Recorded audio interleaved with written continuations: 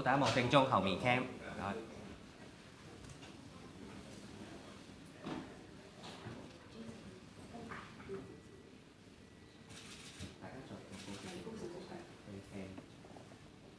好得嚟，大家後面好，可以。左邊。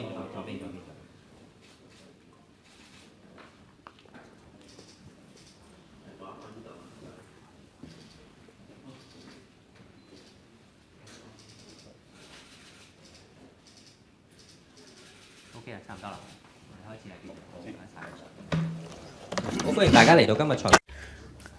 Welcome to the joint press conference of the Finance Committee and its two subcommittees. The chairman of the Finance Committee and the chairman of the two subcommittees will first speak, and then the floor will be open to questions. Now I'll first invite Mr. Ronick Chen to speak. Good morning, friends of the media. Welcome to the joint press briefing of the Finance Committee FC and its two subcommittees. I will first give an account on the work of FC. Then the chairman of the two subcommittees will report on the work of the subcommittees. In this current session, FC has been working well. Members continue to examine and approve the government's funding proposals rationally and pragmatically. They took seriously their role as a gatekeeper. As at the 13th of December 2024, 58 items were approved by FC. All the items submitted by the government have been examined, involving a total commitment of about $249.9 billion.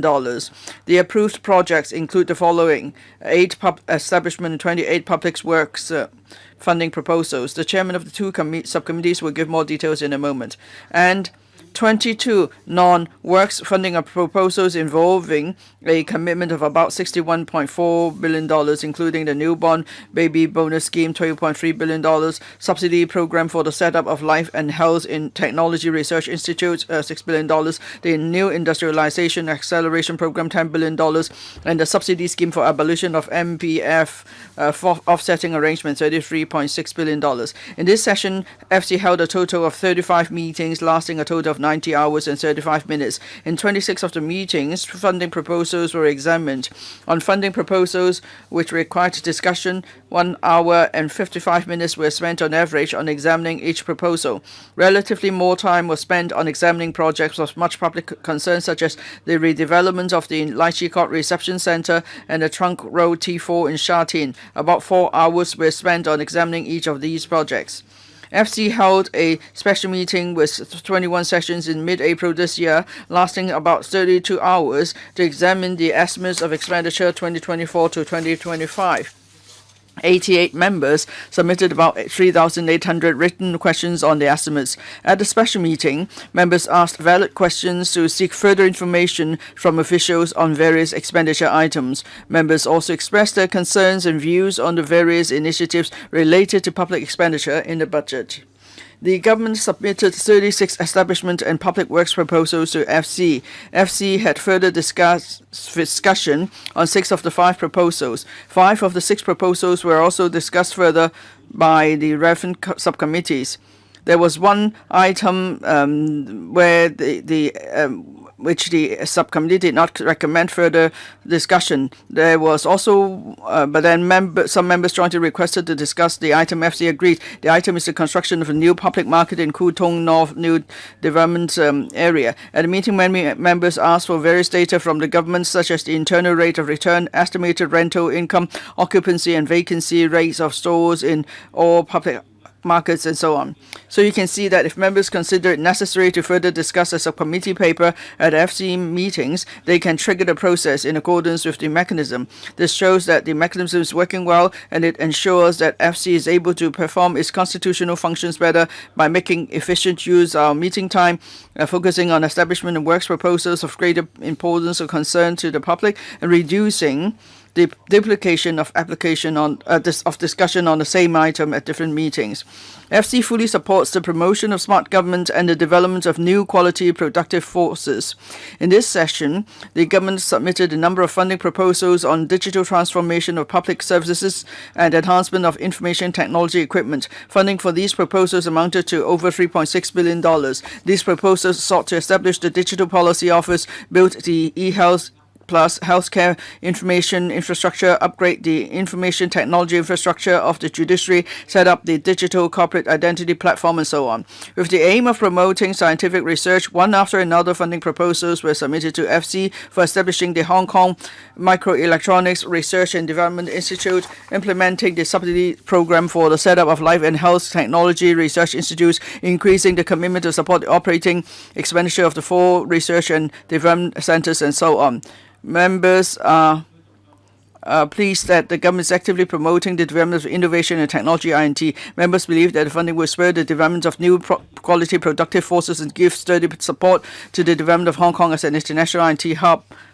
Public finances have entered consolidation phase after the pandemic. The government has put in place the fiscal consolidation program to reduce the fiscal deficit gradually and restore fiscal balance in a few years' time. At this critical time, FC must surely perform its role as gatekeeper with further rigor.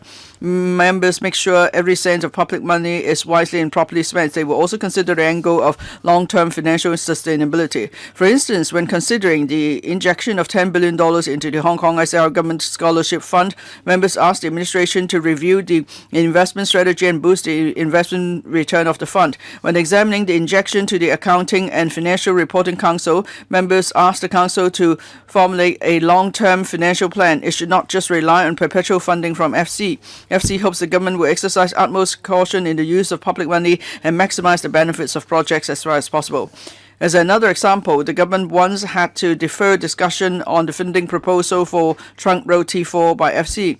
In response to members' concern about the exorbitant project cost, representatives of the relevant policy bureau and department met with various members to explain in detail the cost and benefit of the project. They also listened attentively to members' views. Subsequently, the government accepted members' views. They reduced the scope of works and lowered the project cost. A more detailed set of data and analysis was also provided in the meeting document. The project was eventually approved. All these examples go to show that FC does not just rubber stamp all funding proposals. In particular, as the government needs to cut expenditure and generate more revenue, we must only spend on what we can afford. At the same time, the public expect the government and FC to spend where spending is due. As long as the government is prepared to go the extra mile to explain the proposals more and prepare a few more options in response to members' concern on the funding proposal, FC will be much more efficient in examining proposals. On a different note, I noticed in recent news report on the speedy passage of the Supplementary Appropriation 2023 to 24 bill by the Legislative Council.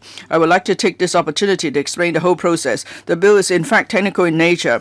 It seeks additional cash flow for approved commitments in the relevant financial year. Before the government introduced the bill, supplementary provision under various expenditure has already been approved either by FC or through delegated authority. The supplementary provision was for the purpose of injection into the Innovation and Technology Fund, funding civil service pay adjustment and meeting the additional cash flow requirements of the Small and Medium Enterprise Finance Guarantee Scheme. Among these proposals, the civil service pay adjustment was already discussed at the relevant panel meeting in the previous year. It was subsequently examined and approved by FC. The panel and FC spent more than 15 hours in total on the discussion of the additional expenditure in the bill. So it is not appropriate to assess the effort on delivering the bill simply by counting the time taken from the first to the third readings of the bill at the Legislative Council. We have to take into account the entire process and mechanism involved in approving the supplementary appropriation. As I often stress, the 18 policy panels, FC and its 2 subcommittees performed different yet interlinked functions in respect of examination of public finances and funding proposals. Now, I'd like to invite the chairman of the 2 subcommittees to speak on the work of the subcommittees. First, Mr. Frankie Yik, chairman of the Establishment Subcommittee. Friends from the media, good morning. I'm glad to report to you on the work of the Establishment Subcommittee ESC this year. In this session, ESC considered and approved 10 establishment proposals. 8 of them have been approved by the Finance Committee FC to meet the policy initiatives of the Chief Executive, such as attracting strategic enterprises, preparing for the setup of the International Organization for Mediation Preparatory Office, taking part in GBA development, driving digital government, and so on. On directorate posts, we have approved the creation of 2 permanent posts, one at the Department of Justice for assisting in the work relating to the International Organization for Mediation Preparatory Office and promoting the training of international legal talents, and another post, Assistant Director of Information Technology Services for fostering the development of industries relating to smart city and digital economy. We have also approved the creation of 5 time-limited supernumerary posts and 3 time-limited non-civil service posts, including 3 time-limited supernumerary posts at the Housing Bureau for overseeing the light public housing and basic housing unit projects, as well as 3 time-limited non-civil service posts at the Office for Attracting Strategic Enterprises, OASIS, for strengthening our work on attracting strategic enterprises.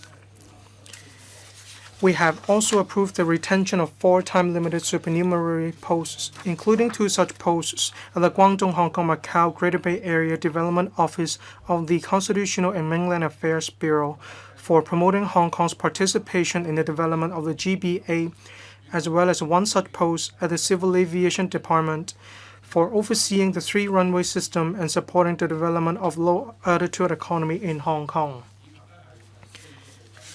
We have made permanent 1 supernumerary post at the Buildings Department. This post monitors the enforcement actions on unauthorized building works in new territories exempted houses. In this session, ESC held 8 meetings totaling about 17.5 hours. On average, we spent about 2 hours on each item. The policy matters in relation to all items were discussed at the relevant panel meetings before the items were referred to the ESC. We discussed the items at ESC before endorsing them for submission to the FC. The discussion was serious and detailed. I observed that during the discussion of establishment proposals, members' questions were precise and on the point, focusing on the grounds for creating or retaining posts, their nature, ranks, duration, division of labor, and KPIs, key performance indicators. These questions are close to the hearts of the public, as we can see. When considering proposals to create new posts, members considered the necessity of these posts and asked whether the government could put in place internal redeployment instead of recruiting additional manpower. This ensures that the government adheres to the principles of exercising fiscal prudence, making proper use of public funds, and maintaining zero growth in the civil service establishment. The administration provided concrete answers to members' questions. Human resources are an important impetus for growth in society. The government establishment is the major impetus for our development. I believe ESC will continue to uphold the principle of high efficiency and meticulousness in discharging its duties as a gatekeeper of the establishment proposals put forward by the government.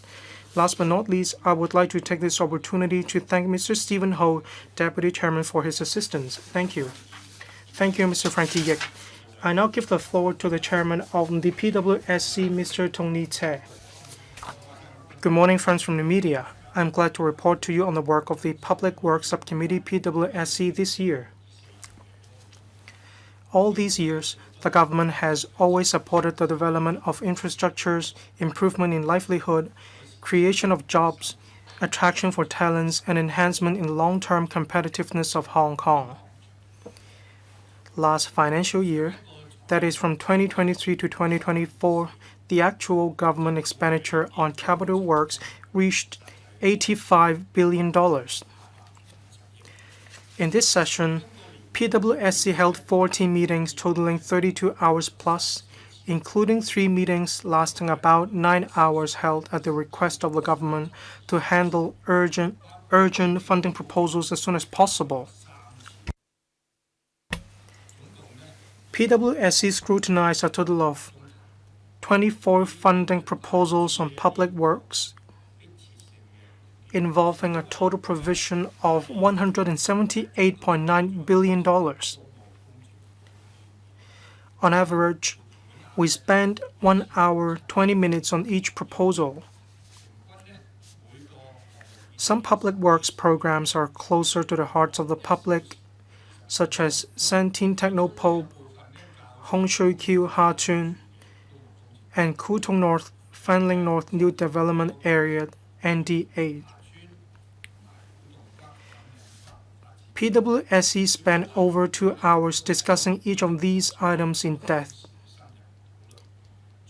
All 24 funding proposals were approved by the FC.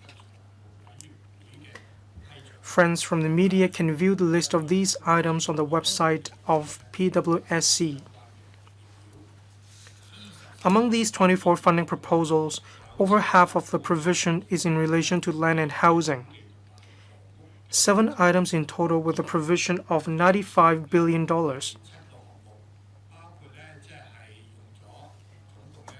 These include site formation works and infrastructure works of the 3 new development areas in the Northern Metropolis, that is Santin Technopole, Hongshui-Kyu Ha-Chun, and Kutong Fanling North NDA, as well as the second batch of light public housing. This shows the administration's resolve to expedite the development of the Northern Metropolis and increase land and housing supply. Public works usually involve billions or even tens of billions of expenditure. The public hope that legislators monitor the works to reduce project overruns and delays, particularly when the government is having a fiscal deficit.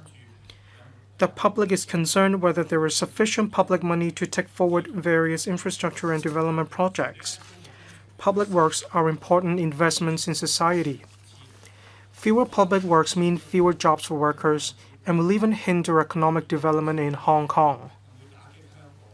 Therefore, members tread with great caution in scrutinizing funding proposals on public works. They pay close attention to project costs and cost effectiveness to strike a balance between costs and sustainable development. Members from time to time suggest that the administration improve designs and adopt advanced building technologies to reduce construction costs and enhance project efficiency. We are glad to see that the administration has taken on board members' views and actively sought ways to reduce project costs. For example, the project cost of Santin Technopole development was $27.1751 billion when it was submitted to PWSC, $2.825 billion down from the cost in the discussion and the panel meetings. That was about a 10% drop. As for the second batch of light public housing and Hiram's Highway Improvement Stage 2, the project costs were $9.8374 billion and $2.7489 billion respectively, about 15% down from the original estimates. The administration explained in detail the reason for the drop in the relevant papers. I thank members for playing the role of a rigorous gatekeeper in relation to project costs. I also commend the administration for actively responding to members' concerns and views. I believe you understand it is difficult for members to judge the cost of a project solely on the amount involved, so members requested a number of times and meetings that the administration provide more information in the papers to compare the project cost with the unit cost of previous government public works. This helped members to assess whether the cost of a project is reasonable. Having heeded members' views, for larger scale and more complex projects such as Santin Technopole, Hongshui-Kyu Ha-Chun, Kutong North, Fanling North NDAs, the administration listed in funding applications the unit cost of the major construction works involved, as well as the unit cost range of projects that are similar in scale and nature for members' reference. I thank the administration for making our scrutiny of the projects more efficient. As chairman of the FC said, committees play various roles in public finance as well as funding scrutiny and approval. projects are discussed at panel meetings before being submitted to PWSC, where the focus is on construction works. As I observed, members took part in discussions in an active and pragmatic manner.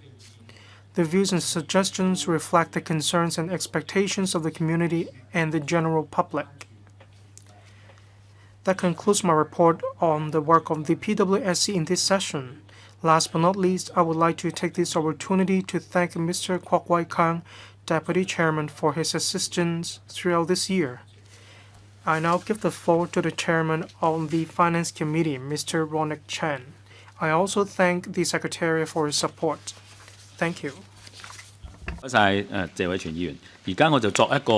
Thank you, Mr. Chung Chia. I will now say a few words by way of conclusion. In this legislative session, FC and its two subcommittees continued to perform the function of examining and approving funding proposals dutifully, properly, prudently, and efficiently. We approved funding in a timely manner to support the government in implementing various policy initiatives to offer relief to the public and reinvigorate the economy. In the coming year and in the face of external economic challenges, we must keep public finances robust and ensure the sustainable and steady development of the economy and society. FC and its two subcommittees will continue to discharge their respective functions. We will act as the spokesmen of the public to speak their minds and watch the public coffers carefully on their behalf.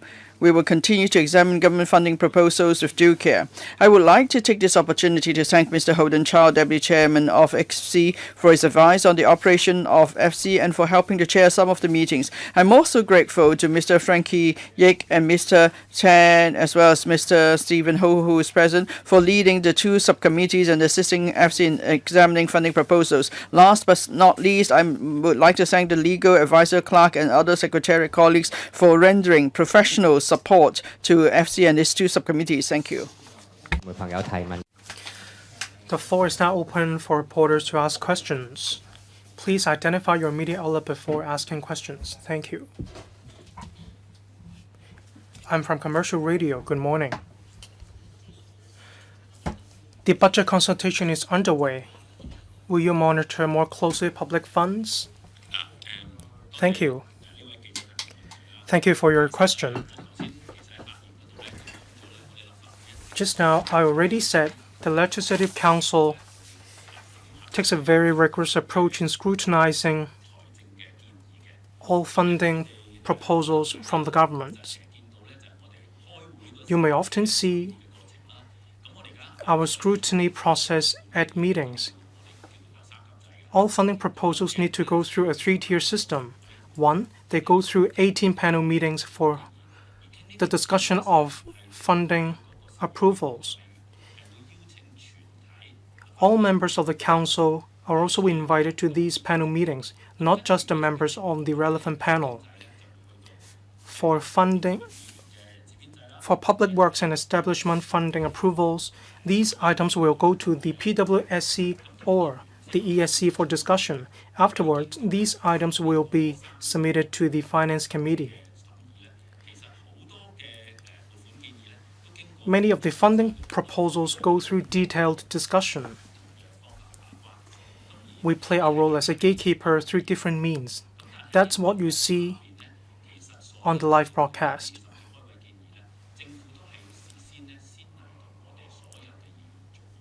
Government needs to maintain a close dialogue with the Council. There is discussion before meetings. For establishment proposals, members discuss with the government all establishment proposals. They tell the government their preliminary thoughts. After the government has heard from members, then the government decides on the priority and order of the establishment proposals. This mechanism has been effective. In the past year, for many items, the government has made amendments to their applications or made changes in the priority. As I mentioned, for the T4 Trunk Road project, when the project was discussed in the panel on transport, it sparked a lot of discussion. Having heeded our views, the administration did not submit the project to the Finance Committee as scheduled. Instead, the administration took stock of the project, say the budget and so on. The administration needs to satisfy members in relation to the project before the project is submitted to the Finance Committee. We don't just discuss these items at the FC meetings and vote.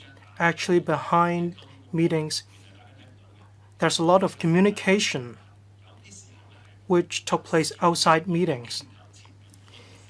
We spend more time on behind-the-door communication than open meetings, as you can see on the television. Thank you. Any more questions?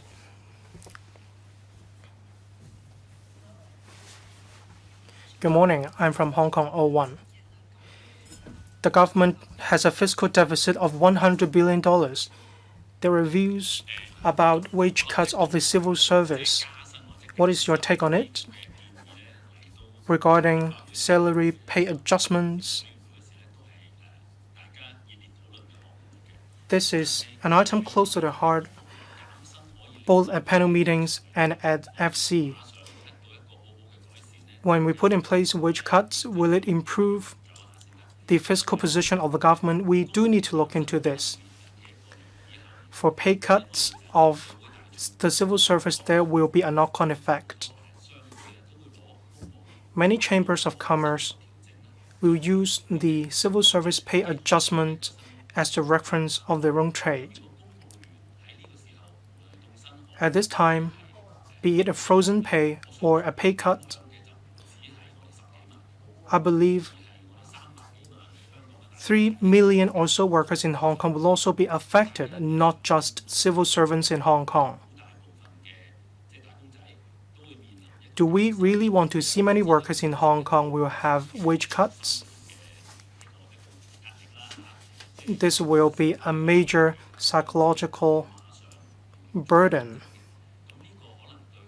as members of the public will change their consumption pattern, and this will be a vicious cycle.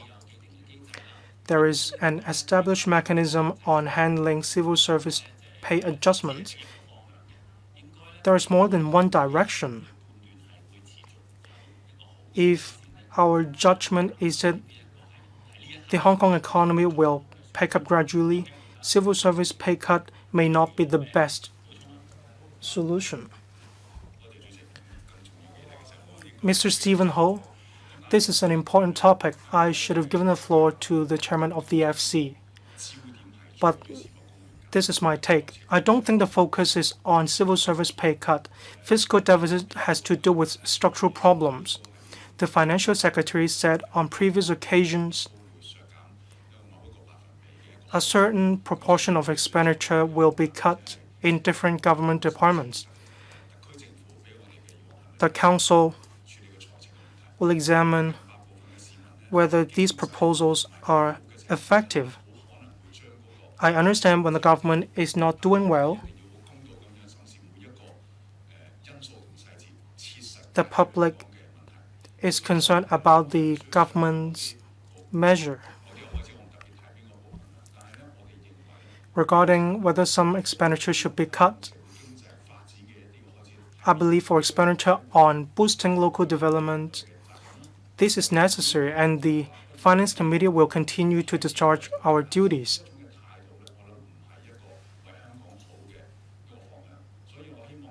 We shouldn't cut back on funding approval. This is not the best way forward. If we want Hong Kong to improve, we shouldn't be driven by these vibes in the community. Mr. Ronick Chan thanks all members of the Legislative Council, but then I should thank all members of the public. Thank you for understanding our work. You may not support our work, but we are on the same boat. Mr. Tong Li-tse, fiscal deficit involves a lot of factors. We need to increase revenue and cut expenditure. in relation to human resources expenditure, it's important to look at the structure as well as efficiency. This is important. There will be more demand for providing services to the public. I believe the government is working hard on this front.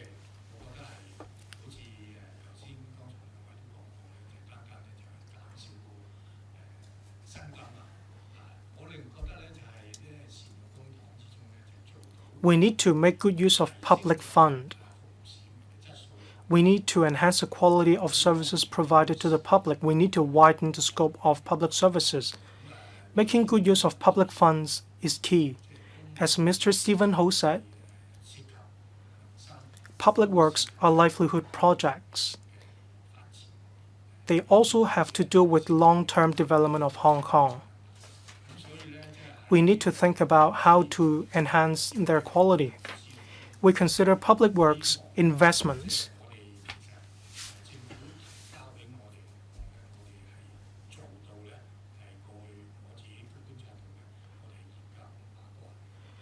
We play our role as a gatekeeper rigorously. So from design of works to cost effectiveness, we play our role as a gatekeeper. We do our level best. Thank you. Any more questions? I'm from Oriental Daily. I'd also like to ask about pay cuts. Some members said some government departments may target senior civil servants.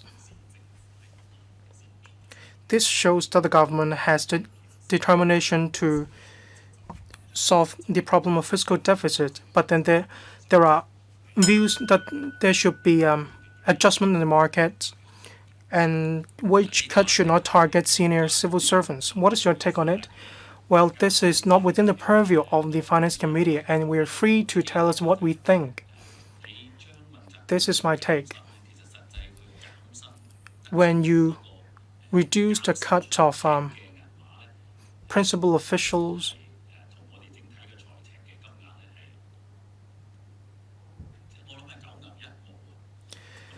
the cut is simply a drop in the bucket comparing to the fiscal deficit, but then there will be a knock-on effect, as I mentioned.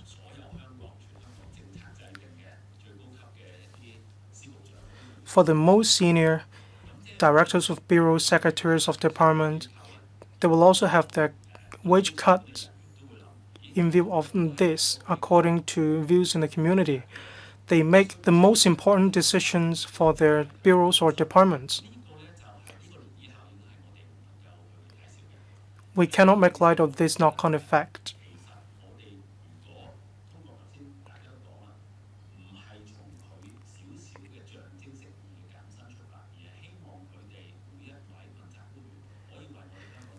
Actually, we need to encourage principal officials to do more for members of the public.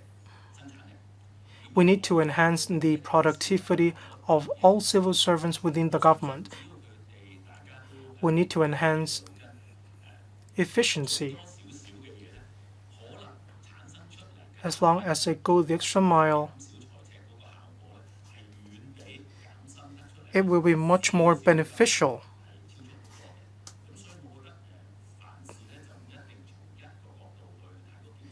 So we shouldn't just look at a matter from one perspective. We need to keep our mind open. In society and the government, I believe all of us have great wisdom. After budget consultation,